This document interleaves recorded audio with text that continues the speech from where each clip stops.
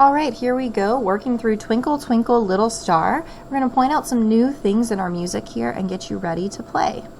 First off, we do have a new note, woohoo, in Twinkle, Twinkle, Little Star. Your new note is F sharp.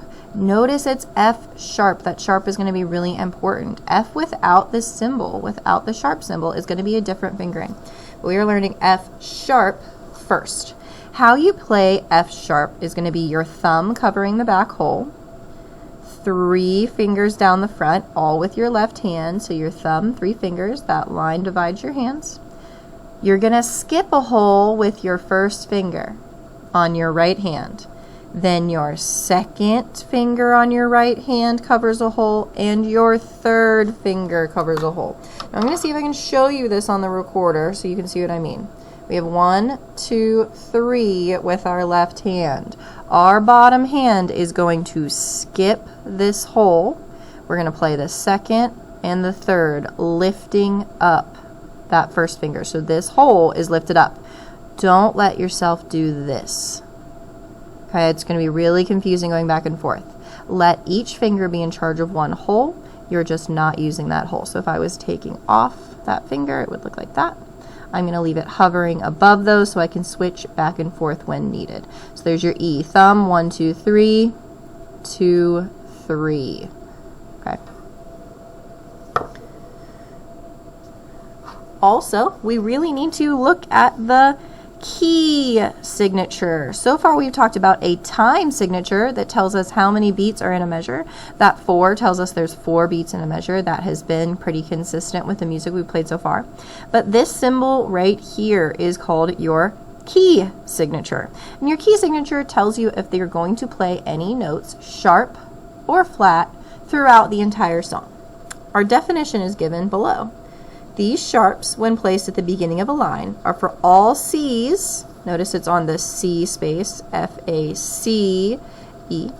All C's and F's in this song. Top line, right? Every good boy does fine. Doesn't matter if it's a high F, a low F, whatever F it is, it's going to be sharp. This is called a key signature. However, since there are no C's in this song, you only have to remember to play every F in this song as F sharp. Now, luckily, you haven't learned F yet. So unless you've been working on your own a little bit, this is the only F you know. Just keep in mind this is F sharp because eventually we're going to learn an F natural, one that doesn't have the sharp sign with it. So know that this one is different. Because our key signature tells us that all the F's are going to be F sharp, keep in mind that's what we're going to call these. So even when we label, we're going to put that sharp symbol next to our letter to know that that is an F sharp. Now, in our last song, we learned this note down here. So we're going to pitch label now. This note head is sitting directly below the bottom line. This is going to be your D. That was one that we just needed to memorize the position. We're going to go ahead and label those D's. Next up, our note head is in a space. Remember, if it is in a space, you use the saying face. We start at the bottom space and spell, going up one letter for each space, F-A-C-E. Those are both A's. They're in the second space up. Next up, both of these note heads are sitting on a line, so I'm going to use my saying, every good boy does fine, assigning one word to each line, starting at the bottom and working my way up. Every good boy does fine, so those are both B's. I'm going to go ahead and label those with a capital B. Must be capital, no lower cases. Now we have in a space, the note head is in a space, so we're going to use face, F-A-C-E, it's an A. Second line here, so we're using our saying, every good boy does fine. Those are both G's. Now we're to our new note.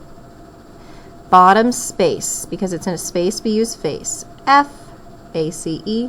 These are both going to be F's.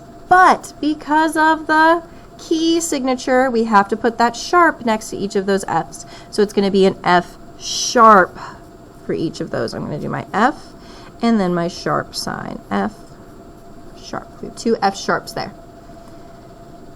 Back to a line. The note head is on a line, so you're going to use your saying, every good boy does fine. E is the bottom line, so we're going to put 2 E's there. And D that sits directly below the staff. Reminder that these symbols here are your breath marks. That's reminding you where to breathe. Moving on to our second line, using face because our note head is in a space, F-A-C-E. These are both going to be A's. We have 2 G's. Every good boy does fine. Our new note is back in a space, F-A-C-E. So we know they're both F's, and our key signature tells us that they're going to be F sharps. So we're going to capital F with a sharp symbol. Bottom line, every good boy does fine, E for every. Another breath mark. In a space, notice these are the same, right? These 2 measures repeat, they're the same here. So going quickly through these, we already know what those are. We have 2 A's, 2 G's, F sharps, because our key signature tells us so, and another E. And there's one more pattern for you. If you take a look at the first line and you compare it to the third line, it's the same. Another passage that repeats. So all I need to do is take what I've already labeled for the first line and apply it to my bottom line. Like I said in Old MacDonald Had a Farm, if you feel like you're getting better at recognizing what these notes are without putting in a label, take this as a chance to not label the bottom line and see if you can read those notes without having the letter. It is so important to not only stare at this letter, but to really be looking at the note themselves and letting that letter name be in your peripheral vision, meaning you're looking here, but you can still see here. So it reminds you that it's a D. But we're not depending on these letters because the letters tell us the pitch, but they don't tell us the rhythm. They don't tell us how long we need to hold the note or what that rhythm's going to be. So we want to make sure we see both symbols, your actual note and your label. Now I'm going to go ahead and label for right now because if you do still need that reminder, that's okay. It's a skill that we are building and we will get better and better at as we work that skill. But if you're ready to give that a try playing through this without the labels on the last line as you feel more and more comfortable. You could even just label the notes that you forget. A good rule I like to use is if I mess it up twice, then I put a label on it. Even after playing music for many, many years, I still do that. There's nothing wrong with putting marks in your music, but we do want to eventually get away from having to label every single note.